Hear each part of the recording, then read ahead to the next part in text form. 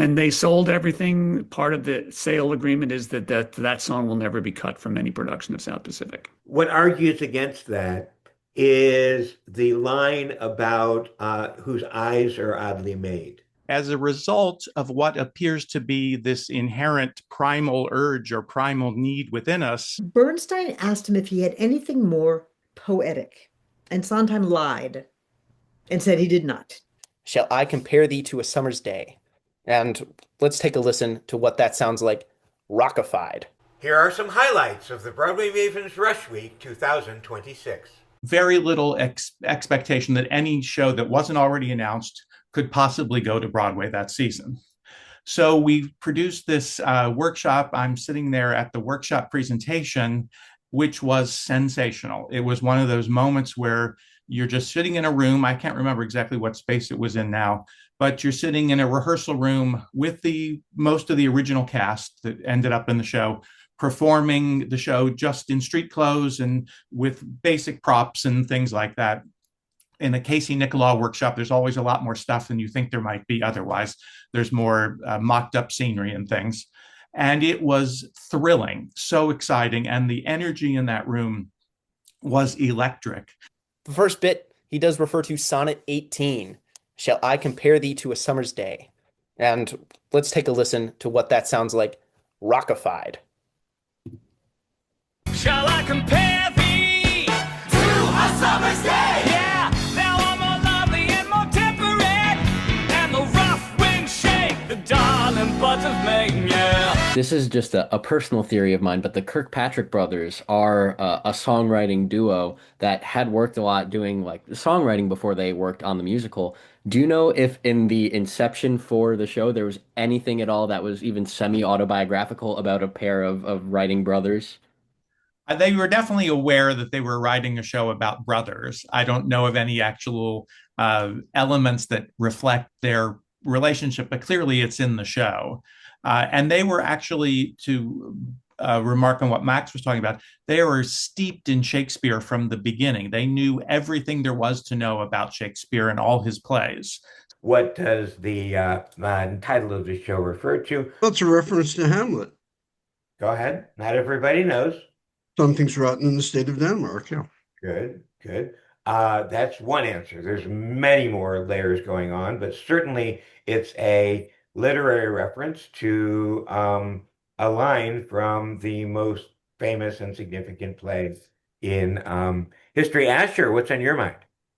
I'm sure there's a collection of shows that have an exclamation point at the end, but the first one that comes to mind is Hello, Dolly. Uh-huh. But just that sort of old trope of titling them with the exclamation point. Good. Oliver, Oklahoma, Mamma Mia. What else is going on? How about in the words something rotten? What is going on? Yes, Evelyn. Omelet and a rotten egg. Oh, nice. It's a rotten egg. Something rotten is related to an egg. Good. I like that a lot. It's saying our show sucks. Come anyway. On some level. Something rotten. Spend an evening doing something that maybe you're not used to on a Broadway stage. And trust us, you're going to not regret the time that you spent. When Sondheim auditioned for Bernstein, he played him and sang him some of the songs that he had written. And Bernstein asked him if he had anything more poetic. And Sondheim lied and said he did not. Although some of what he calls his apprentice shows were sort of, they used nature imagery. They were kind of more, well, poetic. And but by the time of this meeting, Sondheim had disavowed those songs as being sort of juvenilia. And he was interested in writing lyrics that were more contemporary and more vernacular. So he took a chance. As I said, he lied, and he withheld the songs that use moon and rainbow imagery, and he got the job anyway. Parodies of West Side Story. I feel pretty, oh so pretty. I feel pretty and witty and hey. For those of you who don't get it, this is before she came out of the closet. So she's supposed to say, I feel pretty and witty and gay, and she doesn't. She says, hey. Instead, it's easy to forget that Ellen's coming out was a very big deal.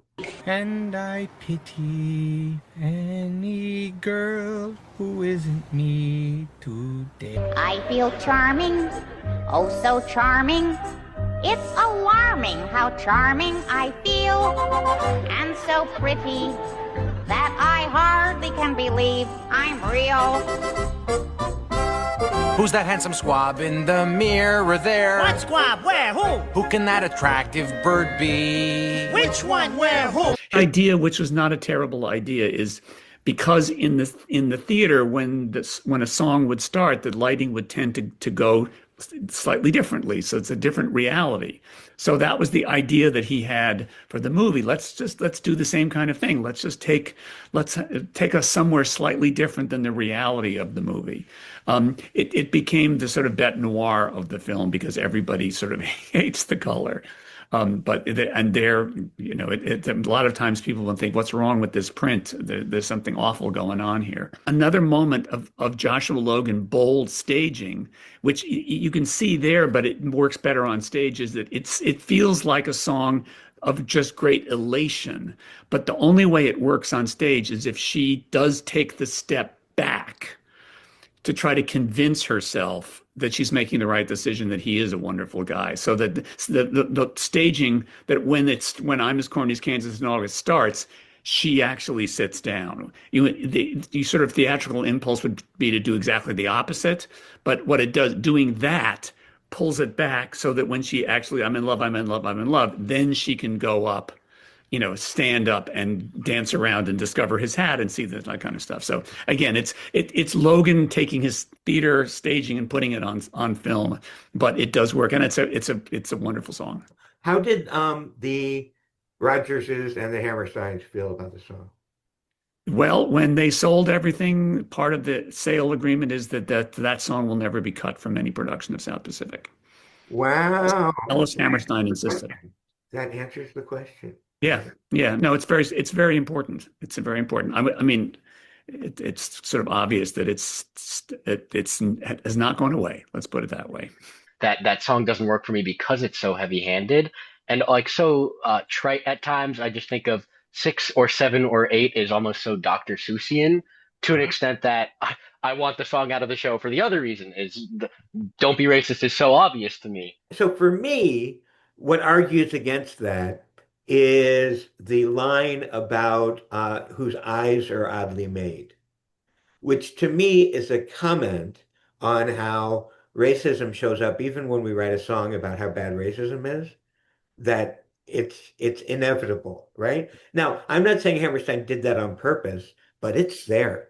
And those of you who know the Broadway Maven know that I treat these works of art not based on what did this author think and what was Sondheim trying to do, but based on what is South Pacific and what is its content.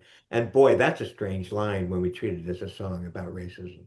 We can have no effect on the performance of a movie or a television show, but with a live musical, we're in the same room with the performers, the musicians, the crew, all creating the experience together in collaboration. And it's a one-of-a-kind, never will happen the same way exactly again ever event.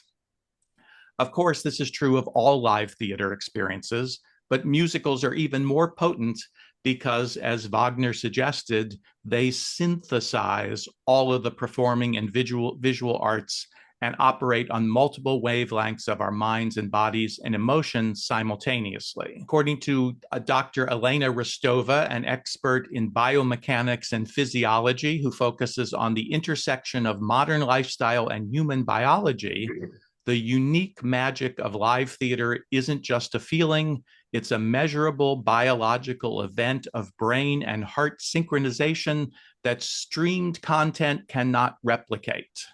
She goes on to write that choice between a night in with Netflix and a night out at the theater often feels like a simple economic and logistical calculation.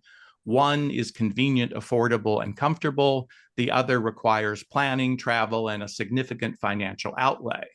But what she asks, if the fundamental difference isn't merely social, but deeply neurological?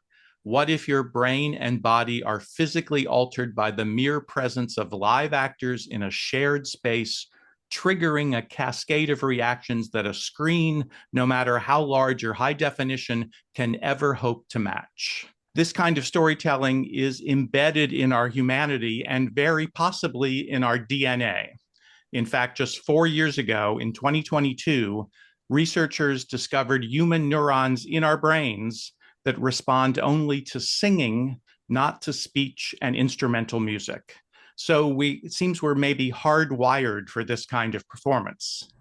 As a result of what appears to be this inherent primal urge or primal need within us, every region and culture throughout the world has developed and created its own distinct forms of what I'll call music dance theater. We assume the Jewish melody is in a minor key. Why then do we want to be happy at musicals? Why do we enjoy those minor key applications? I have ideas, but I'd like yours. That affinity between the Jewish music and the Black music is the blue notes, which are very similar to the minor key notes. Those things are related to one another. And I would actually say what we really go to the theater for is to feel something. We don't go just to be happy. We go for an emotional experience, to feel something. And in fact, most of the greatest Broadway musicals are not happy-go-lucky. Some of them are, but we still walk out elated. We still have that high feeling when we leave, but we were also very moved.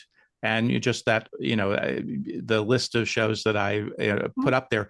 So I think that's it. I think it's not about a happy feeling necessarily, and most of the time it's not.